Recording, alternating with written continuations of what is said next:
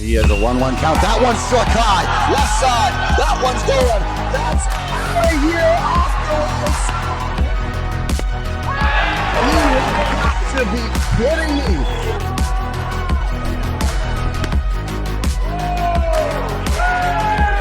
Fireworks. Here you go.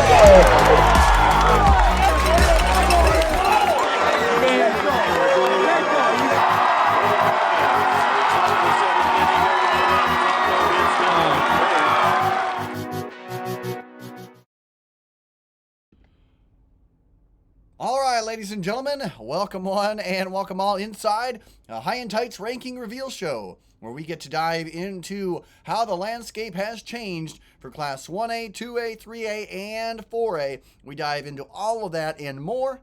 I am Andrew Brown. I'm going to be rocking it solo with you here as Cade is out and about. He is unable to join us here for this edition, but we're still going to have some fun with it. We're going to break things down for you as we go through again on our Rankings Reveal Show every week, what the rankings are like in each class, the shakeup, the movement, and all that. As always, 6 plus 4 plus 3 does equal 2, and I've got to go ahead and give another shout out to the Shooter McGavin signed poster. It has nothing to do with baseball, but man, it's a cool one, isn't it? I think so. Anyway, let's get, as we dive right into it here, I gotta go first and foremost to remember to get some merch. IABaseball, 15 colors, 15 shirts. Support the brand that's going on. And this is across not just baseball, but football, softball, basketball, track. Doesn't matter. We got it covered there for you. And if you are interested in a sport that we cover or even don't cover, we want to hear from you. Right? We want to hear what you want to talk about, and we want you to be involved in the conversation as well. Again, it's more organic when it comes from the people who care about it the most and go and follow it the most, right? So, without further ado, let's get rolling right away. As again, you can check out our 1A and 2A official picks, 3A and 4A from myself and Cade coming right around the corner, so stay tuned for that. Head on over to rockfin.com, ROKFIN.com, and you'll be able to get to that right away. Again, that's another way to help support what we do, and it helps really support our mission in highlighting as many guys across this great state as we can. As speaking of highlight, let's dive into the 1A scene here. And first and foremost, not a lot changing. In fact, there is just one team that jumps up, and that is Cam. Cam's had a pretty good last part of the season here. It's been fun to watch them kind of progress and move. You know, their postseason started with a 7-0 win over ARWEVA, and Paulson, 3 all 7 innings, recording 13 strikeouts while only allowing 3 base runners. Newell-Fonda next. They continue to rock and roll. This is a program that has been kind of ebbing and flowing across the rankings here in the last couple weeks. You know, they first jumped on in week 5 and have since been kind of a mainstay. But again, Cam is doing everything they can and more. Again, they are continuing on with their bracket look, but again, fun one at that. And again, everyone, oddly enough, just kind of stays put. You know, that includes a strong Bedford team. A little bit of missed graphic there, but they go very strong. Bedford has been kind of the sleeper in the end that I think can really surprise a whole lot of teams. So make sure to keep your eye on what Bedford's doing right now. Newman Catholic, they took down they took down Dyke New Hartford in their regular season finale, and it was really a good showcase. I got the chance to broadcast that game, and that game was a real good showing of, yeah, there was no urgency down early, but the pitching, and it didn't all come from their main man in McGuire on the mound. It had, you know, they had 3 pitchers in there. All 3 of them did what they needed to do, allowed just 1 run in the entire contest. So that shows depth, and perhaps maybe even a little bit more depth than we've seen going all the way back to the Doug Taylor era. So that is something that we like to see. Newman Catholic, they're at number 9 in the rankings, but certainly them and Bedford are going to be huge pushers moving forward. But I also got to give some love to Don Bosco. The Dons, they keep rocking and rolling. They're a fun team to watch in the grand scheme of things. And, it's easy to see why. This is a team that's been exciting from day one. And they make it happen. They're 10th overall in home runs, batting at a team clip of 346, 363 total bases on the season. That's good enough for 4th overall. They've been consistent. I mentioned Bedford earlier. They're number 2 in overall total bases with a mark of 406 for the team average. And then you can't go without mentioning the doubles leader in 1A in Martinsdale St. Mary's. 86 doubles on the current season right now as they continue to progress. Again, they're all 3 of those, are top 10 teams, and they're not even the top 3 teams, as we mentioned in, of course, Remsen St. Mary's, Northland, and Sigourney. But for right now, let's move on and let's see what it's like. And by the way, what are your thoughts here? Any changes to make? Anything else? Any differences? Again, not a lot of movement here to be said, so it's kind of stand pat. A lot of what we've seen before. Only a couple movements here. Wapsie Valley dips down 1. Cam dips up 1. Other than that, Marcus Meriden Claycorn remains in there. Magnolia stays in there as well. Key was the biggest drop here, but in the end, they are still well within that top 16 ranking and kind of etched in stone at this point, right? But let's continue on here as we move on to the 2A scene. And as we go to 2A, the top 3 remain intact. And, if I'm not mistaken here, within 2A, we have had the top 3 intact for, let me make sure I have it, at least 3, 4 weeks. Make it 5. Make it 5. 5 straight weeks we have had the same teams in Pleasantville, Underwood, Van Meter in the top 3. So very much deserving of where they're at. Again, I think at this point it's been solidified for a while who are the top 3 teams in 2A. Kind of hard to do that in this kind of field, but they have managed to do just that.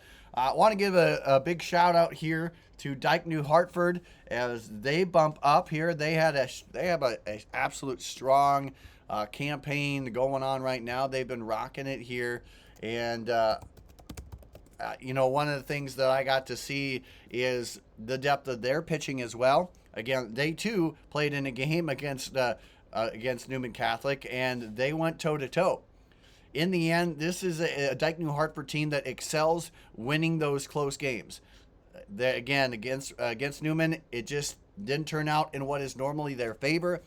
Over half of the games that they are in a close game, or especially if it is 5 runs or less, they take the win. And that's over the last couple of seasons. So they have been very much a team that has gotten, last 3 or 4, I should say, a team that is very used to close contests. And so they move up in the rankings. They continue to rock and roll here. And again, Dyke New Hartford, what more can you say about them? They're a 6th ranked team in terms of total bases on the season. And what's more for that is they show a lot of patience there. And, not a lot of teams, in fact, they are one of the few teams to be top 10 and top 6 in total bases and top 5 in fewest strikeouts. And as I look here, that is exactly the case here. In fact, no other team can say that. No other team can say they've been top 6 in total bases, top 5 in total bases, and top 5 in fewest strikeouts allowed. So Dyke New Hartford has it where it counts, and they're still riding a good roll up to this point. Other move-ups include West Marshall moving up their highest mark of the season so far at the number 4 spot. Unity Christian as well. They have been, I think, the biggest riser, one of the biggest risers coming up. They move up 2. Sheraton and Regina Catholic both bump up 1, including Northeast as they continue their run here late. And then 3 new teams to give you into the mix. Cascade, their first time into the rankings here. Grundy Center with Javosky, who continues to be arguably hands down the most intriguing pitcher that 2A has to offer right now. He has absolutely gone out and dominated, and, for good reason. You see what he's been able to do. Up to this point, he has had an unbelievable mark in terms of ERA. He is he's right now number 5th in the entire Class 2A with an ERA of just .16. But if you look at that mark, there's a couple.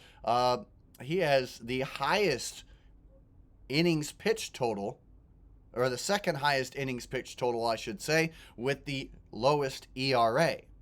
So in the end, you kind of take it for what it's worth here. Only Gavin Spar out of EBF, Eddiesville, Blakesburg, Fremont, has more innings pitched and a lower ERA. Other than that, no one else has a higher innings pitched count and a lower ERA count. So again, Javosky has been an enigma, wrapped in excitement, wrapped in phenomenon. Absolutely crazy. And you can see why they're doing so well at this point, and it's easy to see how you can get onto their bandwagon here. But as we, again, Spirit Lake also up in the mix as a new team here, rocking and ready to go. They've been exciting here. And then I got to give love to Central Lee.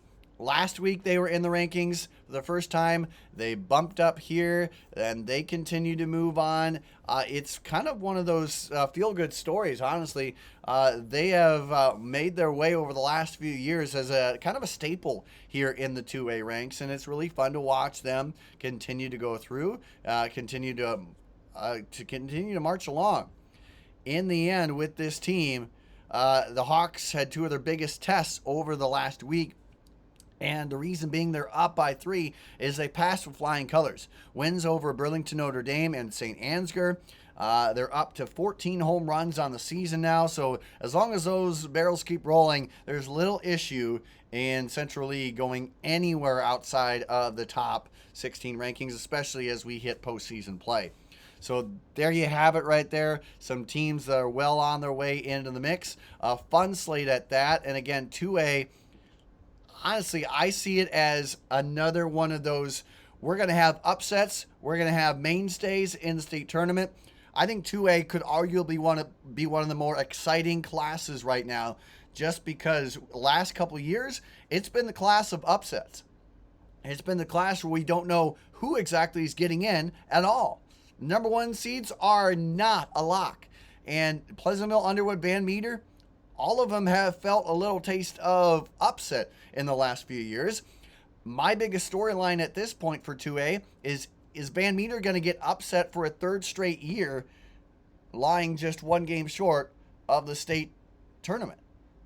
Again, we haven't seen Van Meter in the last couple years. Will we see that upset again? We'll have to see how that ends up here. Again, as it looks up right now, Van Meter sitting squarely with a strong chance of making it. No Sheraton in their mix this time around, but Roland Story is a danger to watch. Clarion Goldfield Dows, who took an 11-4 win in their first postseason battle. That's going to be an exciting game to watch. West Marshall's also in there, and West Marshall has had trouble the last couple years making it to state deep into the postseason. So this is probably Sub-State 7, my biggest storyline of 2A. But again, your thoughts, what are you thinking on the Class 2A list here that we've got going on for you? But now, let's move it right along into the 3A scene here. And for the first week in 2 weeks, we have not had a new team enter the rankings here, and only a handful of teams have moved up. Assumption, Ballard, Sadell, and North Polk all have movements up in the rankings. And, honestly, just like 2A, a 3A ranker has mentioned that, man, a lot of this shifting was due to a couple games going one way for one team, a couple games not going well for another team. Example for that, at least in my estimation here, is Ballard. Right now, they're up over Marion into the top 5 for the first time all season. They are the highest jumper in the rankings, going from preseason unranked to number 5 in the polls. And, it's hard to imagine Ballard at this point not being in the top 5. This past week, they had some pretty big wins here. It was a good week for them. The 3A's leader in stolen bases, and for a good reason. As I mentioned, the highest riser. They're on the heels of what has been not just a good stolen base season for them, but also they sport a top 5 pitching staff in team ERA. They have now household names in Miles Mudd and Jacob Lester, who pace the team in offensive total bases and are some of the top teams in terms of strikeouts going right now for this squad. And again, they are third lowest in team earned runs on the season here. That has been impressive. And again, what makes it more impressive is their consistency with that. Not only did they take down a strong Bondurant for our squad in the split, but they also won a shootout over Boone. And Boone's usually the team to win those shootouts. So Ballard takes a shootout win over Boone, takes another one-run win over Carlisle, and then goes ahead and sweeps for a Norwalk. So Ballard, the strength of their schedule this week is what ends up putting them over Marion, because in the end, Marion, although losing to Independence, a surging Independence squad is not a bad thing. In the end, that's what ended up taking them down a bit, along with Ballard's wins over Carlisle, Boone, and Bondurant Farrar. So 3 quality wins for them, bump up. Again, Marion still had a heck of a week. Not a lot to be ashamed of, still 5 wins. So, yeah, they dropped down a couple spots. But again, a lot has to do with what not only Ballard did, but Assumption has been doing. So, honestly, those 2 teams moving on up is arguably, and what my thought is, what we see as Marion and Pella moving down here. So again, the shifting like that is what I see. And again, the ranker just simply says at this point, for the Knights anyway, of Assumption, that there's no denying it, right? The slow and steady progress that the Knights have put themselves in the top 3, and I don't necessarily blame them on that. I think that they're rightfully a top 3 team because let's take it into this context here, folks. They're the only 3A squad to reside in the top 3 in overall hits, total bases, and average. And Nolan Dittmer, we pegged him during the preseason as a top first baseman, and he has continued this flair. A big reason for that, he has had a breakout 2025 season, 71 total bases up to this point, one of 3 Knights to reside in the top 10 of hits across the 3A scene. And again, their week was unblemished. They had a heck of a run. It was a fun battle, fun way to watch them. And again, we got to see them twice at the Parongi Classic, and they showed a lot in that. And so this is a team that I think is hitting on all cylinders at the right time, and they're not going to run into, I believe, the team of destiny that was the Sabres last year. In a really core group of team. I think this is a team that has flipped the script now. They turned into it. Ben Yagi, Ben Hamilton, also guys in there. Isaiah Rose has been a staple. So Assumption truly is a team that's going to be very scary. And then also shout out to MLC Floyd Valley staying in at number 11. They continue to rock, and as long as they have McCarty, Albers, Potabom, Korselman, I mean, I don't see them going anywhere. This, again, it's rinse and repeat with them.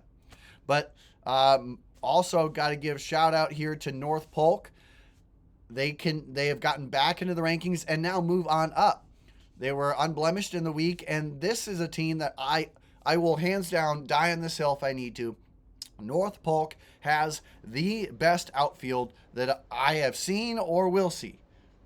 Now, other outfields could match it, but I don't think any other team is going to get above the outfield that North Polk has. I am fully on their bandwagon. I love where they're headed right now. But I'm also very, very, very much on the bandwagon of Mount Vernon. I think that honestly, when you look at the sub-state that they're in, yes, you have Assumption. Yes, you have Marion. Yes, you have Solon. But Mount Vernon, I'm going to say this right now, would not surprise me in the least if they were the team to grace the state tournament out of the sub-state. They just have a lot going for them. Eric Lamb, one of the top doubles hitting machines in this state, has proven why. And of course, that's without mentioning Colin Bentley, who has been on a tear this year. He has been absolutely fun to watch, and he's been a guy that has been in the stolen base hunt for quite some time, and he has been rocking it. Now 24 on the season for him. But again, I mentioned Eric Lamb coming over from out of state from the Carolinas to get here. And what has he done? He has absolutely had a fantastic season, well worth of a senior campaign. 13 doubles on the year, marks him tied for fourth in the entire state among guys like Samuel Hamilton, Christopher Meyer out of Independence, and more. So big shout out where we're headed at with Mount Vernon, and still as they remain pat at the 16 seed. And then finally, let's go ahead and wrap this thing up with our Class 4A scene. And for another consecutive week, we see Pleasant Valley and Sioux City East remain pat. But the 4A scene has had the most movement across the landscape. As you can see, from 3 to 7, all of those teams have bumped up, including 3 different 4 spots. Johnston moves up from 7th. They've had a heck of a campaign, and in the end, can you really doubt them at this point? I mean, Johnston continues to move. They've been the biggest roller coaster out of anybody, excuse me, in this 2025 season across all classes. They have been here, there, up, down, everywhere. Recently, they've split against Southeast Polk, take a win over Urbandale, and they got a big win over Joaquin Northwest as well. That kind of vaults them up. Coach Barta is doing Coach Barta things here. He is, again, getting this team to be very competitive. And guess what, folks? Despite the most losses through the first third of the season that we have seen a Johnston team have over the past 5 seasons, guess where they're at right now? They are number 1 in the CIML standings. Again, a CIML that will have now no less than 7 conference losses. That hasn't happened in over 5 years. So here we go. We got quite the battle here. And again, this is also a team that's 20-10 in Johnston right now overall. They have continued to move the needle. They have continued to rock up well. But right behind them, Northwest, they keep on rising into the top 10, now number 7 in the ranks. But got to give a big high to City High. And I say that because they have gone up. Again, they've been one of the biggest risers here as of late. And their schedule, I mean, they've earned it, right? A big win over Muscatine. Of course, Iowa City West, that was a big series for them. But not only that, the biggest kicker, I think what really vaulted it up 3 spots was the sweep over Liberty. And not just how they do that, but in the end, they scored 10 runs, outscored them 10-6, including that shutout in Game 1 over Liberty 3-0. Iowa City High has, again, been offensive at times, pitching, defense at times. I think they're combining it into the perfect storm right now. City High, very, very dangerous up to this point. And you know what? I'm never going to shy away from Talon Young, from Jackson Schroeder. Both of those guys have been dynamic, and you get into a postseason, you can easily find them into a sub-state final just based off of 1 or 2 pitchers alone. And then that gets very dangerous when you get into state tournament action, as they've shown us in the past. So it is going to be really fun. Drake Obermuller continues to rock it. 42 hits on the season, batting .400. He's a guy that honestly is one of the top doubles machines at 13 on the year. Not hard to imagine. And then one of the biggest defensive guys that I saw last year for the squad, Dominic Salibi. What is he doing now? he is one of the top hitters on the squad, 33 hits, and he is the top RBI man overall on the year, 26 RBIs. Absolutely stellar, running the gambit, city high, rocking it pretty well. But then, as we move along, Kennedy into the top 10. It's been quite a while since we've seen them in the top 10. You go back to the preseason polls, they were number 4. And then ranked 8th in week 2. And then beyond that, they were bumped out of the rankings here in week 3. So it has been quite a time since we have seen them back into the top 10. And what do? They make it happen. Kennedy has been very fun to watch. This has been an impressive squad. And, you know, what I like about it is you get Nolan Graw. He's gone, doing great things at South Dakota State right now. Ton of good guys, but the guys we knew would step up have really stepped up. Now, Donalds has been fantastic in his junior season, 43 hits. He's driven in 26. He's been the guy that we knew would take over the reins, and he hasn't disappointed. But then Brady Dill, another junior coming on up, wasn't as widely known, but you can't mistake him now. You know, in the end, 30 runs driven in, the team leader in such. He continues to progress well. This is a team that 16 wins inside the Mississippi division. They continue to do great things, 24 wins on the season. So you got to give love and credit where credit is due. Kennedy, again, from last year's run, not only got coach of the year, but again, team of the year. So now, and you think, how will they progress after losing some big pieces? Well, they're back in the top 10, and this is arguably one of the more dangerous squads that you will see in the top 10 or just in the postseason in general. But then also got to continue to give a shout out to the great Tigers of West Des Moines Valley. They continue, arguably one of the tougher schedules in the slate here this season. They've continued to battle. Honestly, they have been fun to watch at times. Maybe kind of up and down, maybe kind of frustrating at times. But West Des Moines Valley still doing what they need to do. In the end, they're still third in the CIML. They still have 20 wins, which five teams in the conference can say that they've had that. So, what more can you say? They're tied for second in terms of conference wins there. And Caden Miller continues to impress. Ryan Stedman, I saw him Superman it at Tall Anderson Field in Omaha. So not only is he the RBI machine there, but he's also just a heck of a defensive first baseman. But then, obviously, Rumick, he's been fun to watch, and I got to see him primarily with the bat and in the field, but he's also 46 strikeouts rocking it there. Logan Hicks has been fun to watch in his limited time as well, but so doesn't matter going down the line. This is a team that rightfully deserves their mark inside the top 16. They move up again. DCG, Davenport North, also move up in the rankings here. And again, the whole slate, as you can see, continues to impress.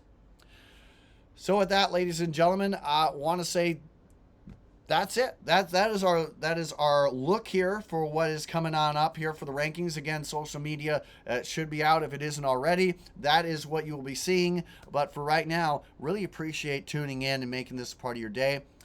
If you get the chance, again, please like, subscribe, spread the word, and hit us up on all your nominations for Performance of the Week. Also, your highlight videos and more. Again, coming on up later on High and Tight, you'll be able to catch up on all of that. And we'll go ahead and get that up here for you tomorrow. You'll be able to catch it at noon. All the great stuff going on there. You'll be able to catch up on our Performance of the Weekend winner, and of course, a whole lot more, and including some of my thoughts. So check us out. Give your take. What are your thoughts? And again, continue to highlight some great venues here in the state of Iowa. But until we see each other again, ladies and gentlemen, thanks for tuning in. And as always, until we see each other next, stay safe on the base pass. Thanks again.